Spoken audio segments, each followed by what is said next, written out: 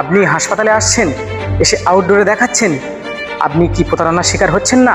দেখুন কিভাবে প্রতারণা করা হচ্ছে।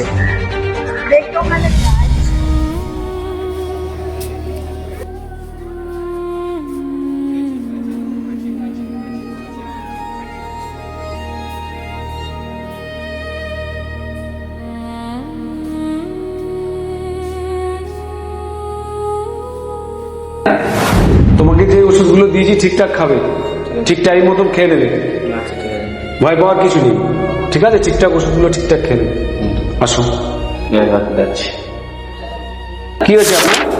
ডাক্তারবাবুর রিপোর্টটা দেখুন। আজ 3-4 দিন খুব শরীর খারাপ, আচ্ছা। জ্বর, সর্দি, কাশি, দম নিতে পারছি না, আচ্ছা, উঠতে পারছি না, খেতে কিছু ভালো লাগছে না। গলা ব্যথা বলতে ভাব? হ্যাঁ, গলা তো ব্যথা আছে। খেতে পারছো না মোটে? না। ও আচ্ছা, আসো দেখি তোমার চেক।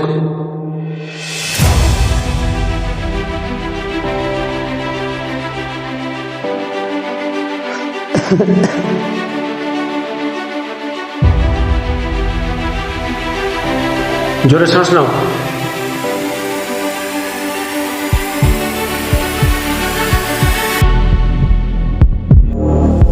চলো করে দেব। জোরে শ্বাস নাও। লাগছে এখানে? হালকা হালকা অল্প লাগছে। চলো বসো।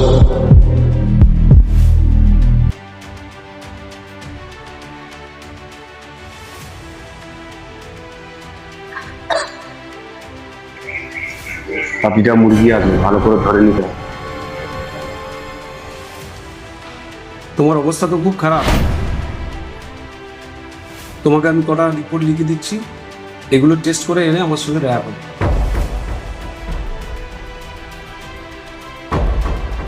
এখন আপাতত ওষুধ দিচ্ছি না, এই রিপোর্টগুলো করে আনবে, এনে আমার সঙ্গে দেখা করবে। কবে আসতে হবে ডাক্তারবাবু?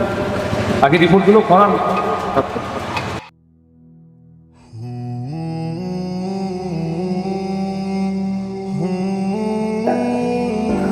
হাসপাতালের ভিতরে ডাক্তার এজেন্ট ফিট করে রেখেছে, কেমন আসছে দেখুন।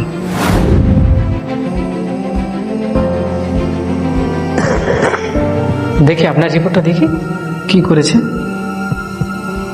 সমস্যা তো অনেক, চলুন বাইরে চলুন, দেখছি।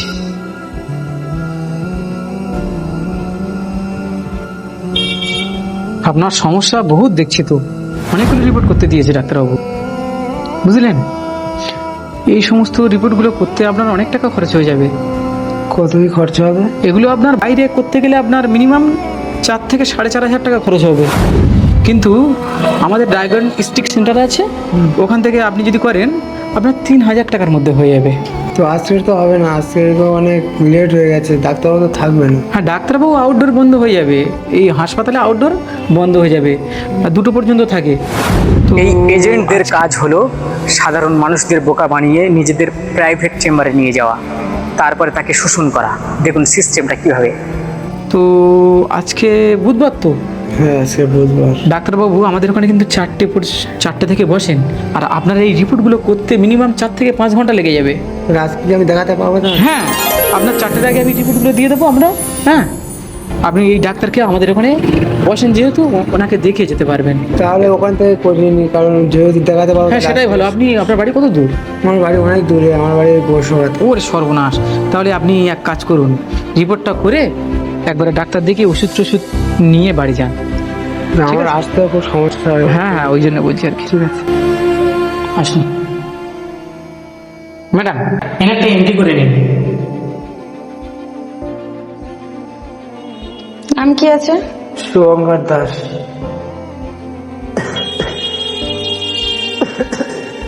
পেমেন্টটা? টাকা তো ক্যাশ আমার কাছে বেশি নেই, টাকা তো অনলাইন করতে হবে। আমাদের কাউন্টারে স্ক্যানার মেরে দিন। কত কি করতে হবে? 3,000 টাকা।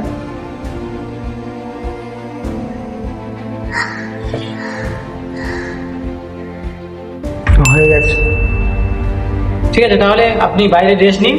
হ্যাঁ, আর রিপোর্টটা 4-5 ঘন্টার মধ্যে এসে যাবে, কোনো অসুবিধা নেই। আর ডাক্তার দেখানো হবে না? ও হ্যাঁ ম্যাডাম, আপনি আরেকটা নাম লিখে নিন।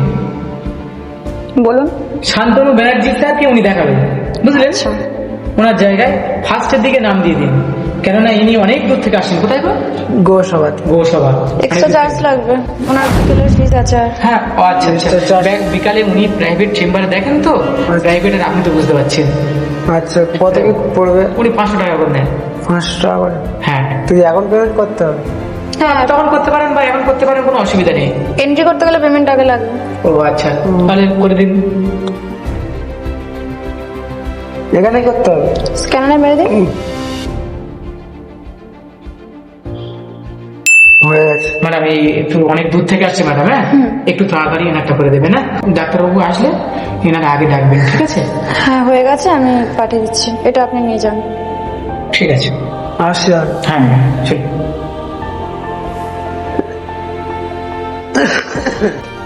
আসুন,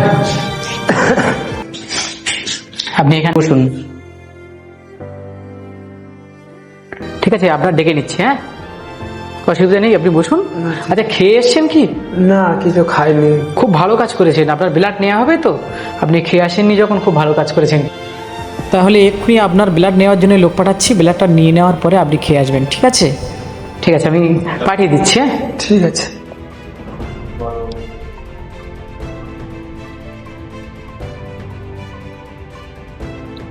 এই যে দাদা, আসুন, আপনার রিপোর্টটা করে নেবে, আসুন।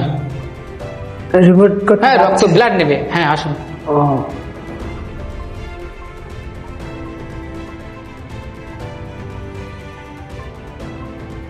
তাকে ব্লাড নেওয়া হলো।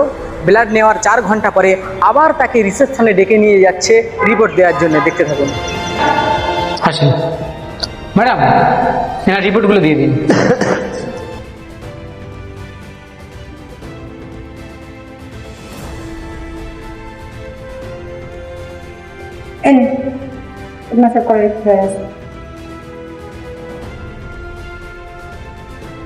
পেমেন্ট করে দিয়েছিলেন তো? হ্যাঁ। হ্যাঁ, দেখে নিন না। হয়ে গেছে। ঠিক আছে, ডাক্তার আসার টাইমও হয়ে গেছে। হ্যাঁ, আসি তাহলে। হ্যাঁ, ডাক্তারবাবু এই চেম্বারে বসবেন, বুঝলেন? আচ্ছা। এখানে বসুন। ডাক্তার আসার সময় হয়ে গেছে, দেখি ভেতরে যাই, দেখি একটু।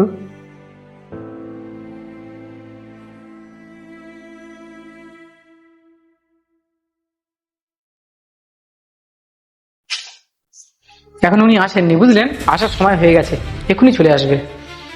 ঠিক আছে, আপনার প্রথমে ছেড়ে দেওয়া হবে। ওই তো ডাক্তারবাবু, আপনি বসুন বসুন। ডাক্তারবাবু চেম্বারে বসুক, আপনার ডেকে নিচ্ছি।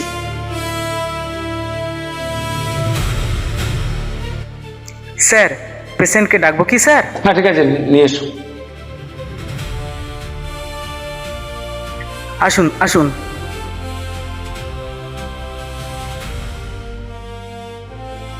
দেখি তোমার রিপোর্টগুলো।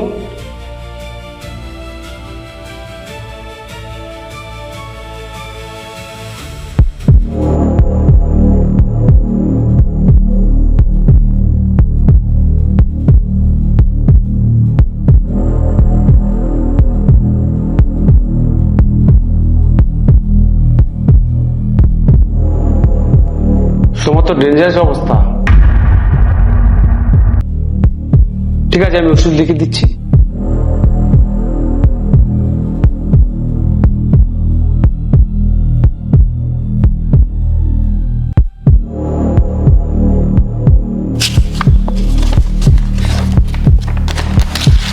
তোমার রিপোর্ট থেকে যা আমি লিখে দিয়েছি, এটা তুমি ওষুধগুলো ঠিকঠাক খাও, ঠিক হয়ে যাবে।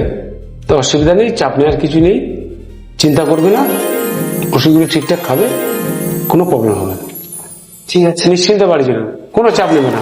ঠিক আছে, আসি স্যার। ওর মনে হচ্ছে মরার হাত থেকে বেঁচে ফিরছে। আপনার প্রথমে করে দেবো, ঠিক আছে? ঠিক আছে। নেক্সট। আচ্ছা, কয়েকজন? নমস্কার, সালাম আদাব। আমরা এই ভিডিওটা করছি একটাই কারণে, বর্তমান সমাজে যেভাবে মানুষ হসপিটাল সহ নার্সিংহোমে গিয়ে ঠকছে, সেইটা আমরা বার্তাটা দিতে চাই। আমি সমস্ত ডাক্তারবাবুদের দোষ দেব না। প্রায় 90% ডাক্তারবাবু ভালো, 10% ডাক্তারবাবু তারা বিভিন্ন রকমভাবে দালাল চক্রের সঙ্গে জড়িয়ে তারা মানুষকে ঠকাচ্ছে। আর একটা কথা হলো, আমরা জানি সৃষ্টিকর্তার পরে ডাক্তারের হাত থাকে মানুষের জীবন বাঁচানোর। হাসপাতালেতে সাধারণত মানুষ আসে, গরিব মানুষ, তারা কোথায় যাবে? তাদেরকে এইভাবে ঠকালে তো আমি ডাক্তারদেরকে বলতে চাই, হাসপাতালে গরিব মানুষ আসে, দিন আনে দিন খায়, তাদের দিকে একটু নজর রেখে তাদের অপ্রয়োজনীয় ওষুধ এবং অপ্রয়োজনীয় পরীক্ষা করাবেন না প্লিজ। প্রিয় বন্ধুরা, ওই পেশেন্টের তেমন কিছু কিন্তু হয়নি। ডাক্তার প্রথমে তাকে ভয় দেখালো, ভয় দেখাবার পরে কতগুলো পরীক্ষা করলো, তারপরে ডাক্তার প্রাইভেট চেম্বারে তাকে নিয়ে গেল, সেখানে নিজের ফিসও পূরণ করলো। আবার রক্ত পরীক্ষা থেকে ডাক্তারও কমিশন খেয়ে নিল 50%। এইভাবে ডাক্তাররা সাধারণ মানুষদের বোকা বানাচ্ছে। আপনি সচেতন থাকুন, সুস্থ থাকুন এবং এই ভিডিও শেয়ার করে আপনার আত্মীয় স্বজন সবার কাছে পৌঁছে দিন এবং সবাইকে সাবধান, সচেতন করুন।